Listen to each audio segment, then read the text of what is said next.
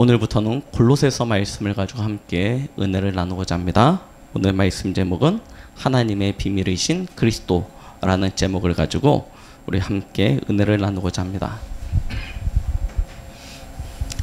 지금 우리는 전 성도들이 함께 집중을 하고 있습니다. 우리가 왜 집중을 해야 됩니까? 우리가 무엇 때문에 집중하자고 이야기합니까? 사실은 저와 여러분들이 살고 있는 현장, 곧 세상에는 우리를 미혹한 것들이 너무나 많습니다. 자, 세상에는 다양한 이론이 있고 다양한 사상이 있습니다. 그 모든 이론과 사상, 세상의 가르침들이 한 가지를 방해하는데요. 그 방해하는 한 가지가 무엇입니까? 바로 유일성입니다. 지금 세상의 모든 이론, 모든 문화는요, 유일 하나밖에 없다는 것을 철저하게 부인하고 있습니다. 이것에 대하여 반대하고 있습니다. 다양하다는 것입니다. 아니, 사람이 다양하고 인종이 다양하고 나라가 다양하고 문화가 다양한데 어떻게 하나만 있을 수 있겠냐라고 이야기합니다. 가만히 들어보면 맞는 것 같습니다. 근데 맞는 얘기인데 하나님이 우리 인생에게 주신 답은 그 많은 다양함 속에서 하나로 답을 주셨습니다. 그것이 무엇입니까? 바로 예수 그리스도이십니다. 오늘 말씀 제목처럼 하나님의 비밀 되시는 예수 그리스도를 우리가 온전히 깨닫고 그 그리스도를 누리기만 하면 우리 인생의 모든 문제는 다 끝나는 것입니다. 그런데요, 사단이요, 이 한 가지 답을 얻지 못하도록 합니다. 왜 그렇습니까? 사단의 목적이 있기 때문입니다. 사단의 목적이 무엇입니까? 바로 저와 여러분들을 어떻게 해서든지 실패시키고 넘어뜨려서 하나님 품을 떠나 죄의 자리에, 악의 자리에 서게 하여 사단의 종되게 만들고 결국에는 지옥으로 끌고 가려고 하는 것이 사단의 최고 목표 아닙니까? 최고 전략입니다. 그래서 사단은 그 일을 하기 위하여 세상의 많은 것들로 저희를 미혹하여 이 유일성의 축복을 누리지 못하도록 방해하는 것이죠. 그래서 저희는 그래서 뭐 해야 되냐? 집중해야 됩니다. 우리는 세상 가운데서 살아갑니다. 하루에 24시를 세상 가운데 지나게 되어지죠. 그 중에 여기서 믿음 좋으신 분이 하나님 앞에 몇 시간을 드리십니까? 24시간 중에. 나는 하나님 앞에 열심히 예배드리고 하나님 앞에 열심히 기도해요. 하루에 몇 시간 하십니까? 몇 시간이라고 얘기하기에도 어쩌면 우리는 창피할 수도 있습니다. 몇 분, 혹 몇 초 단위로 들으시는 분도 계실지 몰라요. 우리는 그렇게 연약합니다. 그러니 온통 주위의 세상의 것들에 다 뺏긴다니까요. 그래서 집중하자는 것입니다. 아주 짧은 시간이 될지 모르겠지만 그 시간만큼은 온전히 그리스도로 집중하자는 것입니다. 오늘 골로새 교회가 그랬습니다. 골로새 교회는요, 이 소아시아 지역에 있었거든요. 동서양의 문물이 만난 데입니다. 지금으로 얘기하면 터키 지역이에요. 터키가 아시지 않습니까? 이 동서양의 문물이 만나는 그 중간 지점, 실크로드의 가장 핵심되는 곳이라니까요. 그러다 보니요, 거기에는 다양한 민족, 다양한 문화가 같이 어울려서 삽니다. 거기에 세워진 거예요, 교회가. 그러니 이 교회 다니는 사람들 역시도, 이 골로새 교인들 역시도 그 다양한 문화권 속에서 무엇을 놓치게 됐냐면 그리스도의 유일성을 놓치게 된 것입니다. 그러면서 무엇이 들어왔냐면 천사 숭배, 금욕주의, 율법주의, 영지주의 등 온갖 사상들이 들어오는데 거기에 이단과 막 짬뽕이 되어졌어요. 교회 안이 여러 가지 사상과 이론으로 어지러워진 거예요. 그때 그 소식을 들은 바울이 골로새 교회에다 편지를 쓴 것입니다. 로마 감옥에 있으면서 골로새 교회에다 편지를 쓴 거예요. 무엇에 대하여 썼냐? 예수 그리스도의 유일성에 대해서요. 편지를 쓴 것입니다. 왜 예수 그리스도여야만 되는지, 왜 예수 그리스도가 답인지 여기에 대해서 편지를 써준 글이 골로새서입니다. 그래서 골로새서 초반에는 예수 그리스도에 대하여 기록하고 있습니다. 그가 만물의 으뜸이요, 그가 만물의 머리시다. 그로 말미암아 만물이 창조되어졌다. 그래서 그리스도께서 우리를 대표하여 우리를 위하여 십자가에서 죽으심으로 말미암아 우리를 하나님과 화목케 하셨다. 이런 기독론이죠. 그리스도에 대해서 쭉 설명하는 것입니다. 그리고 난 후반부에 가서 그런 이렇게 구원받은 너희는 어떻게 살아야 될 것이냐. 기록되어진 글이 골로새서입니다. 이 골로새서를 통하여 우리가 지금 함께하는 집중 속에서 왜 오직이어야 되는지, 왜 그리스도여야 되는지 이 답을 찾는 응답의 시간이 되시길 바랍니다. 자, 오늘 골로새서 말씀해 보니까요, 골로새서에 뭐라고 기록하고 있습니까? 예수님을 뭐라고 이야기하시냐면 만물의 으뜸이라고 표현하고 있습니다.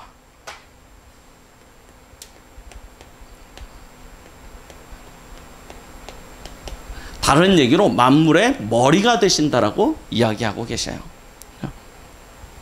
왜 예수님이 만물의 으뜸이요 머리가 되십니까?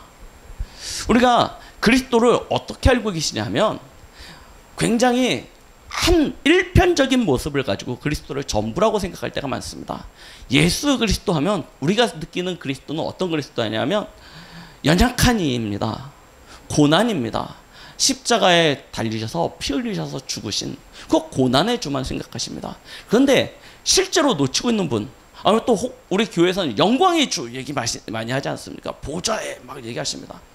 그런데 우리가 고난과 영광 이전에 그리스도의 본질을 놓치고 있습니다. 그리스도의 근본을 놓치고 있습니다. 그는 누구십니까? 예수 그리스도는 만물의 창조주가 되십니다. 오늘 저희가 읽었던 골로새서 1장 15절 말씀해 보니까요, 그는 하나님의 형상이라고 이야기하고 있습니다. 그러면서 무슨 얘기를 하시냐면 모든 피조물보다 먼저 나셨고 라고 이야기하세요. 사실은 하나님의 아들은 누구십니까? 우리도 하나님의 자녀, 나도 하나님의 아들, 하나님의 딸 얘기하지만 사실은 우리는 하나님의 은혜로 하나님의 천국 호적의 양자로 기록된 자이고요. 실제 하나님의 자녀는 누구예요? 예수님 한 분밖에 없으십니다. 하나님의 아들이라 불릴 수 있는 분은 한 분 예수님밖에 없으십니다. 그는 하나님의 형상이라고 기록하고 있죠. 우리 지난주에 말씀으로서 하나님과 본질상 하나님의 근본이라고 얘기했습니다. 하나님의 본체시라고 이야기하고 있죠. 자, 성경에 보니까 골로새서 1장 16절에 그런데 그 하나님의 형상 되신 예수님으로부터 만물이 창조되었다라고 이야기하고 있습니다.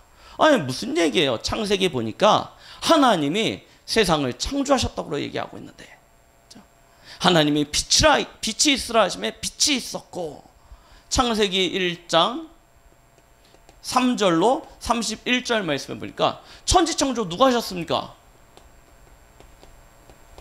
하나님이 하신 것 아닙니까?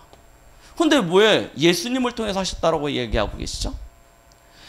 요한복음에 보면요, 요한복음 1장 1절로 3절 뭐라고 기억하고 있죠? 태초에 말씀이 계시니라.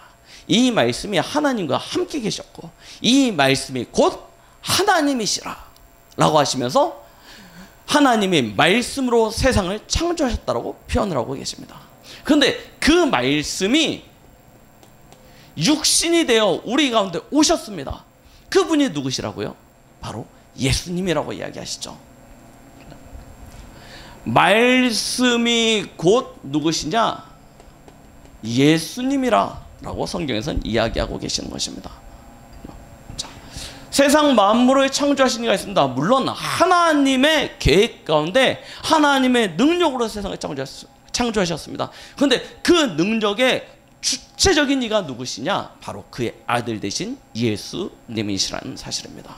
그래서 성경은요, 하나님이 세상을 창조하셨다고도 표현을 하지만 예수님으로부터 말미암아 세상이 창조되었다라고도 표현을 하고 있습니다. 자, 그는 만물의 창조주가 되십니다. 그런데 여기서 이야기하는 만물은 무엇입니까? 단순히 우리가 눈에 보고 있는 저 하늘, 별, 태양과 달, 이 땅 위에 거하고 있는 식물들, 초식물들, 그리고 동물들, 그리고 물속에 움직이고 있는 물고기들, 그리고 그 가운데 만물의 영장인 인간. 요걸 그냥 만물이라고 생각할 때가 있습니다. 그런데 성경에서는 뭐라고 이야기하십니까? 이 창조의 범위가 어떻게 되냐면요, 눈에 보이지 않는 것과 눈에 보이는 모든 것, 이것을 하나님께서 창조하셨다고 말씀하고 계십니다. 그럼 무슨 얘기입니까?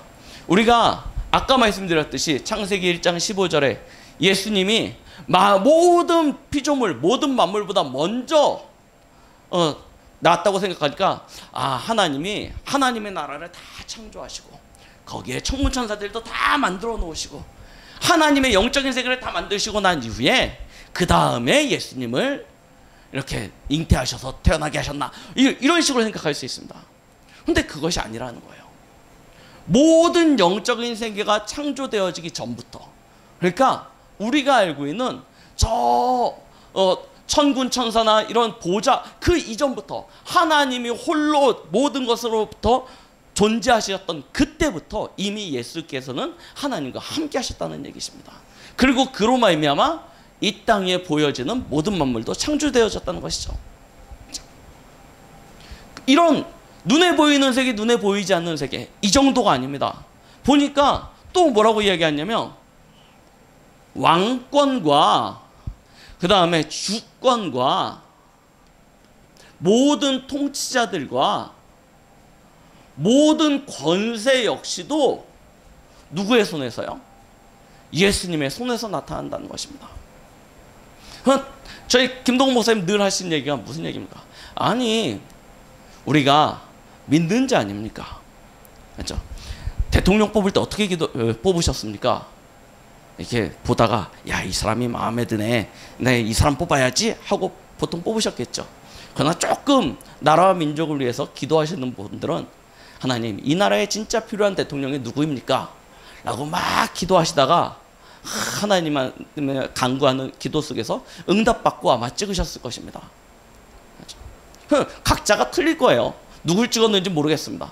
저는 문재인 찍었어요. 자, 찍었습니다. 그러면 하나님 앞에 기도해서 찍었지 않습니까? 그러면 그의 왕권과 주권을 인정해야죠. 그의 통치권과 권세를 인정해야죠. 왜요? 나는 기도했지 않습니까? 하나님 앞에. 하나님, 이 나라 민족을 위하여 꼭 필요한 대통령. 전 박근혜 때도 기도하면서 박근혜 찍었습니다. 신기해요. 다 이상해요. 내 기도가 잘못된 건지 모르겠는데. 그런데 대신에 한 가지 한다. 뭐냐면 그걸 인정하는 거예요. 하나님 손에서 나왔다는 것을 인정하는 것입니다. 근데 대부분의 사람들이 이걸 내가 뽑았다고 생각합니다. 내가 세운다고 생각합니다. 물론 민주주의는 국민에 의해서 선출되어진 것이 사실입니다. 그러나 사실은 왕권, 주권, 통치자, 권세, 하나님께서 허락하십니다. 그럼 우리가 기도하면서 세웠다면 그걸 끝까지 인정해 주는 것도 우리의 나중에 그가 잘못해서 벌 받는 건 그 사람의 몫이고요. 그렇죠? 그 사람의 잘못된 결과로 벌 받는 건 그 사람의 몫이고, 우리는 이 부분을 인정해야 된다니까요. 왜요? 하나님께로부터 나온 것이기 때문에. 이게 믿는 자의 도리이자 삶의 모습인 것입니다. 그래서요, 우리는요, 올바른 왕권, 주권, 통치자, 권세가 왜 나왔냐? 성경 오늘 골로새 1장 보시라니까요. 그를 위하여 창조되었다라고 이야기하고 계십니다. 하나님이 성경에 뭐라고 했죠? 악한 자도 악한 날에 쓰임을 받게 하시기에 하나님께서 세우셨다라고 말씀하고 계세요. 그러니 우리가 기도하면서 세우는 그 사람이, 그렇죠? 잘못했더라도 그 사람에 대한 주권 우리는 인정하고 가야 됩니다. 나중에 결과는 어떻게 될지라도 하나님의 손에서 쓰임받고 있는 중입니다. 성경에서는 만물이 그로 말미암아 그를 위하여 그 안에서 함께 창조되었다라고 표현하고 계세요. 그래서 그를 만물의 으뜸이라고 표현하는 것입니다. 그는 모든 만물의 근본이 되십니다. 자, 그로부터 세상 모든 만물이 충만함을 얻게 되어집니다. 그런데요, 그가 누구십니까? 이 만물의 근본이요 만물을 충만케 하시는 그 충만함의 그 근원 되시는 이가 오늘 성경에 보니까 교회의 머리가 되어주신다라고 이야기하고 계십니다. 그렇죠? 오늘 메시지를 통해서 많이 들으셨으니까요. 사실 뭐 그림을 제가 잘 못 그리니까요. 사람의 몸이라고 생각하고요. 사람은 몸이 있습니다. 그런데 몸만 가지고 살아있을 수 있는 존재가 없어요. 사실은 머리가 필요한 것 아닙니까? 여기서부터 모든 사실은 생각과 마음이 다 나오는 것 아닙니까? 모든 중요한 것은 머리로부터 시작되어집니다. 그런데 교회의 머리가 누구시냐? 바로 예수 그리스도시라는 것입니다. 그리고 우리는 그의 몸이라고 이야기하죠. 이 몸은 교회를 이야기하기도 하지만 곧 하나님의 성도를 이야기도 합니다. 그래서 만물의 주인 되시는 이가 우리의 머리가 되시기에 우리는 자연히 그와 함께 만물 위에 서는 자가 되는 것 아닙니까?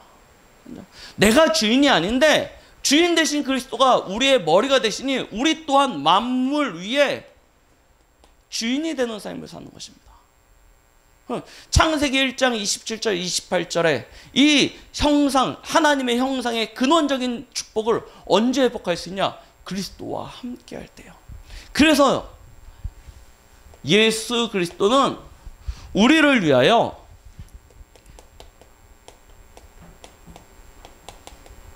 십자가의 피 흘리심으로 말미암아 저와 여러분들을 하나님과 화목케 하는 그런 일들을 감당하신 것입니다. 우리를 이 근원적인 축복을 회복하게 하시기 위하여. 왜 그렇습니까? 원래 우리 인간은 하나님과 함께하는 존재로 창조되었습니다. 하나님의 형상이요 하나님의 축복을 누릴 자로. 이 땅 모든 피조 만물 중에 심지어 보이지 아니하는 세계에 존재하고 있는 저 천사들까지라도 하나님의 형상으로 창조된 존재는 아무도 없습니다. 오직 누구만요? 인간만 하나님이 하나님의 형상으로 그를 창조하신 것입니다. 그리고 그에게 모든 것을 다스리고 정복할 수 있는 축복을 부어주셨습니다. 그런데 조건이 하나 있었죠. 그것이 무엇입니까? 창세기 2장 17절. 선악을 알게 하는 나무의 열매를 따먹지 말라. 먹는 날에는 정령 죽으리라. 모든 것을 누리고 모든 것을 가질 수 있는 하나의 조건을 두신 것입니다. 이 하나 속에 모든 것이 다 담겨져 있어요. 마치 그리스도 안에 모든 것이 다 담겨져 있는 것처럼 이 하나의 언약 안에 모든 것이 다 담겨져 있는 것입니다. 그런데 아담과 하와가 그 하나를 어겨버렸어요. 그걸 보고 뭐라고 이야기합니까? 로마서 3장 23절. 죄라고 이야기하는 것입니다. 원죄. 이 죄의 결과는 어떤 결과를 가져오게 됩니까? 창세기 3장 1절로 6절. 하나님을 떠나게 하는 그런 결과를 가져오게 되었습니다. 얼마나 억울합니까? 하나 속에 하나님이 모든 것을 다 담아두셨는데 그 하나를 실패함으로 말미암아 모든 것을 다 잃어버리게 되어진 것입니다. 잃어버린 정도가 아니고 요한복음 8장 44절 우리의 존재가 어떻게 되셨어요? 마귀 자녀입니다. 마귀 자녀가 되니까요. 이제 마귀가 시키는 일, 마귀의 계획과 그 시간표를 따라서 살아갈 수밖에 없습니다. 그 첫 번째가 무엇입니까? 사단이 하는 가장 마지막 목표이자 첫 번째 하는 일이 무엇이냐면 바로 우상 숭배하는 것입니다. 경배의 대상을 바꿔버려요.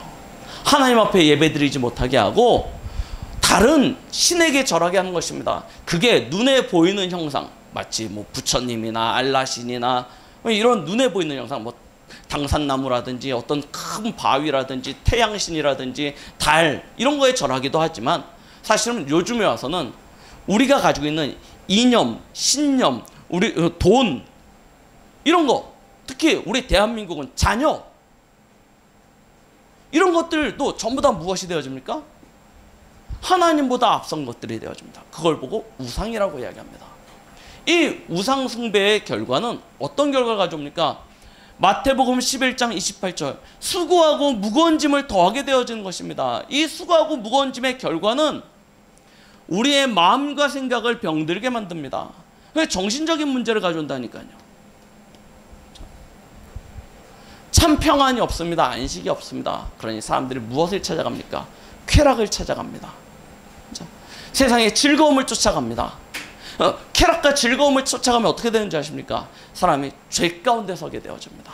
악한 일을 행할 수밖에 없는 상태가 되어집니다. 자, 그러면 죄 가운데 빠지고 악의 일을 행하게 되어지면 어떤 결과가 만들어집니까? 결국 삶의 육신에 문제가 올 수밖에 없죠. 올 수밖에 없다니까요. 세상 향락, 즐거움 막 쫓아가 보십시오. 그러면요, 어느 순간 공허함이 더 커집니다. 그럼 그 공허함이 커지는 그 공허함을 이기기 위해서 더 큰 쾌락을 쫓게 되어집니다. 굉장히 자극적이고 선정적인 것들을 쫓아가게 되어집니다. 그 결과는요, 인생을 완전히 황폐하게 만들어버려요. 가정관계 다 깨트려버립니다. 친구 간에 이성 간에 어떤 관계들 다 무너뜨려버립니다. 하는 일 완전히 망가뜨려버립니다. 다 망가진다니까요. 우리 주위에 둘러보십시오. 허다한 증인들이 있습니다. 세상 쾌락을 쫓다가 망가진 사람들. 저기 경마장 가보시면 많다니까요. 저기 어디죠? 안양에 갔다가요, 금요일날 이렇게 뭔 일이 있어서 이렇게 갈 때가 종종 있거든요. 주말에 또 가거나. 딱 5시, 6시 되면요, 차 끌고 나오기가 무서워요. 경마장에서 얼마나 쏟아져 나오는지요. 와, 진짜요. 무섭습니다. 육신 문제가요, 얼마나 심각하냐면, 새벽에 저 수유역 가보라니까요. 젊은 애들이요, 취해가지고요, 완전히 엉망되어져 있습니다. 수유역 가보시면요. 아무것도 안 됩니다. 육신 문제 올 수밖에 없는 거예요. 자, 그렇게 인생을 살다가 결국 어디 갑니까? 지옥 갑니다. 그러면 끝납니까? 그렇지 않아요. 기다리고 있습니다. 더 큰 재앙이죠. 지옥입니다. 이 지옥은 영원한 저주입니다. 자, 이 문제가 우리도 모르는데 우리가 그토록 끔찍히 생각하는 우리 자녀에게, 후대에게 고스란히 전달되어져서요, 이 영적인 문제를 아는 채 우리의 자녀들도 살아가게 되어집니다. 그런데요, 아시죠? 눈덩이 이렇게 높은 데서 이렇게 뭉쳐가지고 또로로 눈밭에서 굴려보십시오. 어떻게 됩니까? 눈덩이 요만한 게 굴러가면서 눈을 감싸서 점점 커집니다. 그렇죠? 우리 인생의 문제가요, 이렇다니까요. 하나님 떠난 인생의 문제가요, 시간이 지나면 이게 바람에 물에 좀 마모가 돼가지고 작아지면 좋겠는데 그렇지 않아요. 눈밭을 굴러가는 눈덩이처럼요, 점점 커집니다. 그래서 감당할 수 없는 문제로 찾아오게 되어져요. 그래서 그렇게 성공한 사람들이, 그렇게 막 자수성가해가지고 막 그런 자존감 가지고 살던 사람들이 어느 날 한 방에 무너지면 그냥 자살한다니까요. 감당할 수 없는 인생의 문제로 다가옵니다. 어떻게 빠져나옵니까? 무엇으로 빠져나옵니까? 돈이 있으면 해결되겠습니까? 성공하면 해결되겠습니까? 아니면 인기나 명예를 얻으면 되겠습니까? 아니면 세상에 과학이 발전돼서 사람이 영존하는 영생을 얻게 되어지면 이 문제가 해결되겠습니까? 그렇게 해결되어지지 않아요. 우리가 지금 감사하게도 7, 80년 살다가 가니까, 맞죠? 가니까 이 정도죠.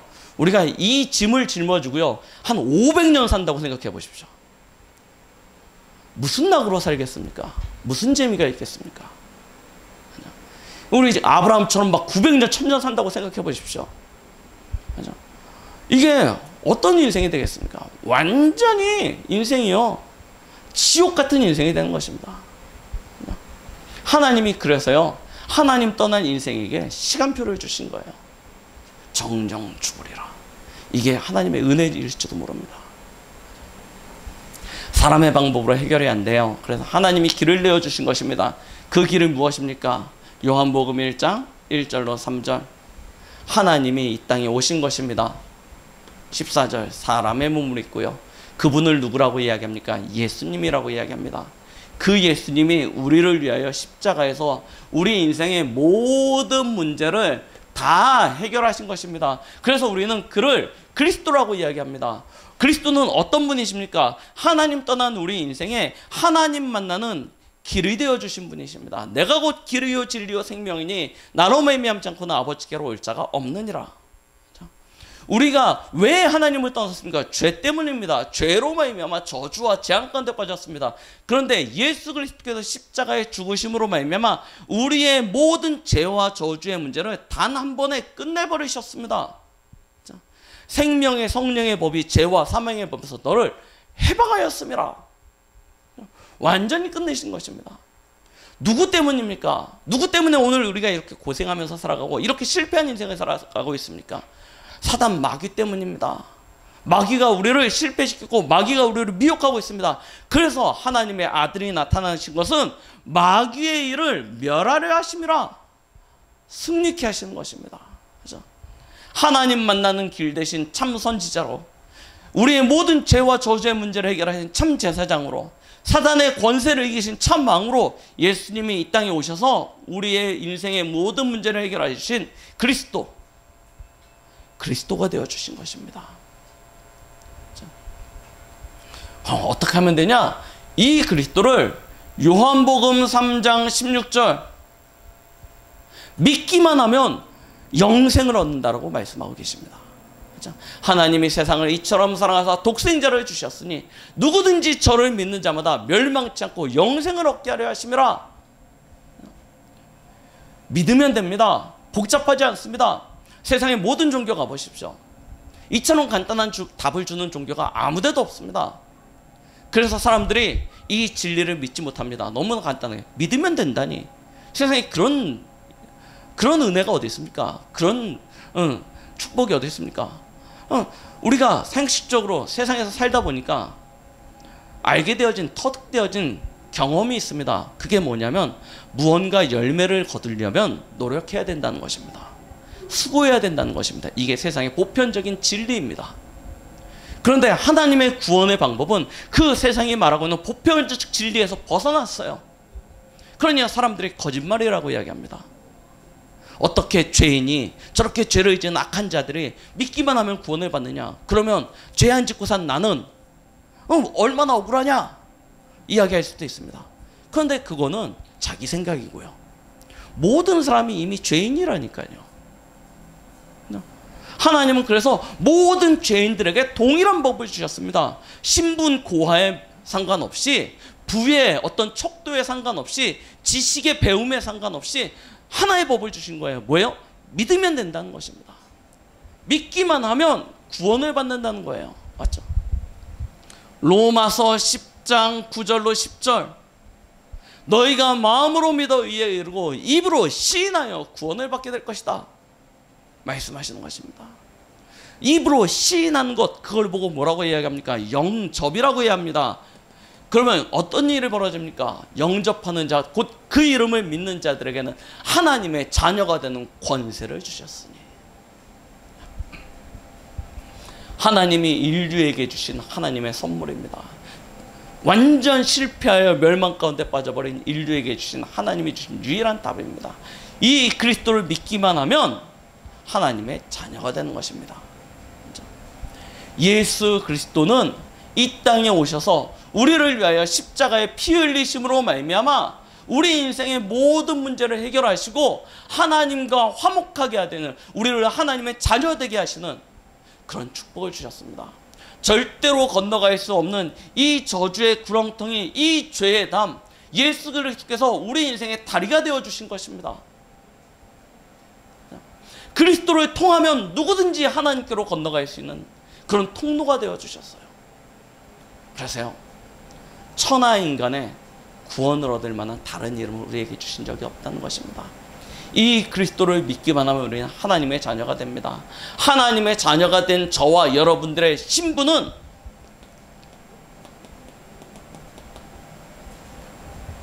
바뀌어버렸어요. 이전 것은 지나갔으니 보라 새 것이 되었도다. 맞죠? 옛전 일을 생각지도 말고 이전 일을 기억지도 말라고 하였습니다. 이제는 하나님께서 우리 안에서 새로운 일을 행하십니다. 그것이 무엇입니까? 창세기 12장 1절 3절 너는 복이 될지라. 너를 축복하는 자는 내가 축복하고 너를 저주하는 자는 내가 저주하리니 너로 말미암아 땅의 모든 족속이 복을 받게 될 것이다. 말씀하시는 것입니다. 그렇죠? 누구 안에서요? 그리스도 예수 안에서 저와 여러분들에게 주신 것입니다. 그런데요, 성경에서 뭐라고 이야기하고 있습니까? 이것이 하나님의 비밀이래요. 그렇죠? 이 그리스도가, 예수 그리스도가 모든 사람에게 비춰져서 모든 사람이 그리스도로 말미암아 살아나야 되는데 하나님께서 감추어 두셨대요. 언제요? 만세 만대로부터 감추었던 하나님의 비밀. 그런데 참 감사하게 하나님께서 이제 저와 여러분들에게 이 축복을 나타내셨어요. 이 그리스도의 비밀을 알려주신 것입니다. 뭐 하라고요? 여러 이방인들 가운데 풍성함을 나타내려 함이라. 그렇죠? 우리 지난주 말씀 이방 살리는 언약과 집중, 우리 원단 메시지 3강 아니었습니까? 그렇죠? 나를 살린 이 복음을 가지고 하나님은 이 민족과 세계를 살리시길 원하십니다. 그래서 저와 여러분들에게 이제 이 비밀을 나타내신 것입니다. 그래서 우리는 이제부터 뭐 하시면 됩니까? 골로새서 1장 6절 말씀입니다. 뭐라고 기록하고 있죠? 골로새서 1장 6절 말씀에 이 복음이 이미 너희에게 이름에 너희가 듣고 참으로 하나님의 은혜를 깨달은 날부터 너희 중에서와 같이 또한 온 천하에서도 열매를 맺어 자라는 도다 라고 말씀하고 계십니다. 여러분들이 뭐 하시면 되냐면 이 복음을 깨닫기만 하면 하나님께서는 여러분들 속에서 나타진 바와 같이 온 천하에서도 이와 같은 열매를 맺어 자라게 하시겠다는 것입니다. 하나님이 저와 여러분들을 이 일을 위한 복음의 일꾼으로 세우셨습니다. 그래서 우리가 해야 될 일은 하나밖에 없어요. 우리에게 이미 주어진 이 복음을 깨달아 알아가는 것. 이 말씀은 우리가 너무 많이 들었던 말씀입니다. 그래서요, 여기 있는 누구도, 어떤 분도 아마 이거 이야기하라고 하면 못하실 분이 아마 거의 없으실 것입니다. 막 이렇게 막 분명하게 못하더라도 띄엄띄엄이라도 막 하면 다 하실 수 있는 메시지예요. 그런데 이걸 우리가 단순히 아는 것으로 그치는 것이 아니라 그 넓이와 높이와 깊이의 그 풍성함이 무엇인지 깨달아 알면 알수록 하나님께서 우리에게 우리의 삶 속에 큰 응답과 역사들을 허락해 주실 것입니다. 그래서 우리는 어떤 삶을 살면 되냐면 오늘 바울이 골로새서 1장에 이런 기도를 했습니다. 하나님의 신령한 지혜와 총명을 가지고 하나님의 뜻이 무엇인지를 알기를 기도하는 것이 9절에 기록되어져 있죠. 9절에 보니까 그런 기도를 하고 있습니다. 이로써 우리도 듣는 날부터 너희를 위하여 기도하기를 그치지 아니하고 구하노니 너희로 하여금 모든 신령한 지혜와 총명에 하나님의 뜻을 아는 것으로 채우게 하시고, 하나님의 뜻을 아는 것으로 우리를 채우는 것입니다. 그리고 10절에 보니까 뭐라냐면 주께 합당하게 행하여 범사에 기쁘게 하시고 모든 선한 일에 열매를 맺게 하시며 하나님을 아는 것에 자라게 하시고. 하나님의 뜻을 알고 하나님을 아는 것이 잘하게 해달라고 10절에 기록하고 있습니다. 자, 그러면서 11절에 뭐라고 하냐면 그의 영광의 힘을 따라 모든 능력으로 능하게 하시며 기쁨으로 모든 견딘과 오래 참음에 이르게 하시고라고 얘기했죠. 하나님이 우리에게 주시는 영광의 힘이 있다는 것입니다. 그 힘으로 모든 능력을 누리게 기도하는 것입니다. 그리고 이야기합니다. 14절에 뭐라고 했냐면 12절에요. 우리로 하여금 빛 가운데서 성도의 기업의 부분을 얻기에 합당하게 하신 합당하게 하신 아버지께 감사하게 하시기를 원하노라 라고 기도하셨습니다.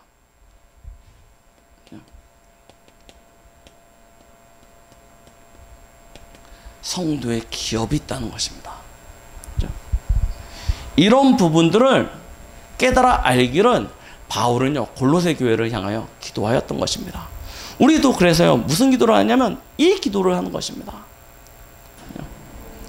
진짜 하나님의 뜻이 무엇인지 알고 하나님을 아는 것에 우리가 날마다 성숙하여 자라날 수 있도록, 그리고 하나님 안에 있는 영광의 힘 속에서 하나님께로부터는 모든 능력을 누리고 하나님이 하나님의 자녀의 성도의 기업이 있는데 그 풍성함을 누릴 수 있도록 우리는 항상 기도하는 것입니다.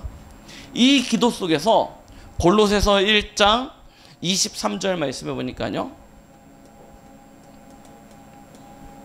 뭐라고 기록하고 있습니까? 만일 너희가 믿음에 거하고 터 위에 굳게 서서 너희 들은 바 복음의 소망에서 흔들리지 아니하면 그리하리라. 이 복음은 천하 만민에게 전파된 바요 나 바울은 이 복음의 일꾼이 되었노라 라고 말씀하고 있는데요. 자, 우리가 이 기도 속에서 뭐 하면 되냐면 믿음의 터 위에 굳게 서는 삶을 살아가는 것입니다. 그걸 놓고 우리는 서론에 말씀드렸듯이 지금 집중이라는 시간을 함께 하는 것입니다. 자, 24절에 보니까요 뭐라고 얘기하고 있냐면 우리가 교회를 위하여 이렇게 행하는 것이 그리스도의 남은 고난이라고 표현을 하고 있습니다. 교회를 세우는 일에 우리가 해야 될 마지막 남은 고난, 이단들은요 뭐라고 얘기하냐면 그리스도의 남은 고난이 있다는 것입니다. 그리스도가 다 하지 못했기 때문에 남은 고난이 있어서 그 고난을 내 육체에 채워서 내가 그리스도와 같이 성령을 힘입어 이 땅에서 그리스도의 사역을 한다, 이런 이야기들을 이 이단들이 사용하는 대표적인 구절이 여기 있습니다. 교회를 위하여 그리스도의 남은 고난이 있어 그리스도가 다 못 이루셨다는 것입니다. 그래서 내가 대신 이 땅에 와서 내가 이 일을 이룬다 라고 이야기를 해요. 그런데 그 이야기가 아닙니다. 교회를 위하여 하나님께서 그리스도를 위해 남은 고난이 있는데 그것은 무엇이냐면 우리가 이 믿음의 터 위에 서는 것입니다. 이게 얼마나 힘든 일이냐. 굉장히 쉬운데 하나님의 은혜 가운데 하나님의 응답 가운데 있으면 굉장히 쉽습니다. 고난이 아니에요. 응답이고 축복이에요. 그런데요 하나님의 은혜가 없죠. 하나님의 응답이 없죠. 이렇게 살려고 하면요 피가 마르고 살이 빠집니다. 그게 율법주의예요. 바리새인들입니다. 그렇게 돼서는 절대 안 돼요. 우리의 열심이나 수고로 하는 것이 아닙니다. 어디서 이루어지는 것이냐? 하나님의 비밀 되신 그리스도를 깨달아 아는 것에서부터 시작되어지는 것입니다. 우리가 이와 같은 집중 속에서요 믿음의 터 위에 굳게 서게 되어지면 이 복음이 온 천하에 증거되는 축복을 누리게 됩니다. 그래서 우리는 뭐 하는 거냐? 집중합니다. 뭐에 집중하냐? 말씀 집중입니다. 하나님의 비밀 되신 그리스도를 이번 주 고린도전서 1장을요 깊이 읽어보십시오. 굉장히 중요한 내용들이 담겨져 있습니다. 깊이 읽으시면서 그리스도의 비밀을 깨달아 가십시오. 말씀 집중이요. 그냥 말씀 집중하니까 반드시 집중돼야 되는 게 뭐냐면 예배 집중이 같이 가야 돼요. 그렇죠? 이건 당연한 것입니다. 그리고 나서 붙잡은 말씀을 가지고 뭐 하시면 되냐? 기도 집중하십시오. 짧은 시간이어도 됩니다. 하루에 뭐 3시간, 4시간 하라고 말씀드리지 않습니다. 우리 렘넌트 늘 하루에 5분, 10분만이라도 진짜 이 말씀 가지고요. 그리스도를 깨달아 알 수 있기를 하나님 앞에서 간절히 기도해 보십시오. 그리스도가 과연 누구신지, 내가 받은 축복이 무엇인지 알기를 간절히 기도해 보십시오. 그러면 하나님께서 현장에 응답과 증거를 주십니다. 그럼 그걸 가지고 뭐 하냐면, 야, 내가 이렇게 기도했더니 하나님께서 이렇게 응답해 주시네? 그러지 마시고요. 아, 하나님의 은혜구나 라고 깨닫고 그 일의 증인으로 서시는 것입니다. 복음은 어려운 것이 아닙니다. 힘든 것이 아닙니다. 내가 누리고 있는 것이 현장에서 전달되어지는 것입니다. 내가 누리지 못하면 현장에 증거되어질 것이 없어요. 이 한 주간 진짜 하나님의 비밀 되신 그리스도를 온전히 깨닫고 깊이 누리며 현장에서 이 그리스도의 참된 증인으로 승리하시는 우리 모든 성도님들, 특히 우리 렘넌트들 되시기를 예수 그리스도의 이름으로 축원드리겠습니다. 기도하십니다. 하나님 아버지 감사드립니다. 오늘 우리에게 주신 이 언약의 말씀이 우리에게 사실이 되기까지 성령으로 우리와 함께 하시고 가르치시고 생각나게 하사 하나님의 비밀 되신 그리스도로 우리가 충만하여지며 하나님 우리가 있는 모든 현장 속에서 그리스도의 참된 증인된 삶을 살기에 부족함이 없도록 역사하여 주시옵소서. 예수 그리스도의 이름으로 기도드렸습니다. 아멘.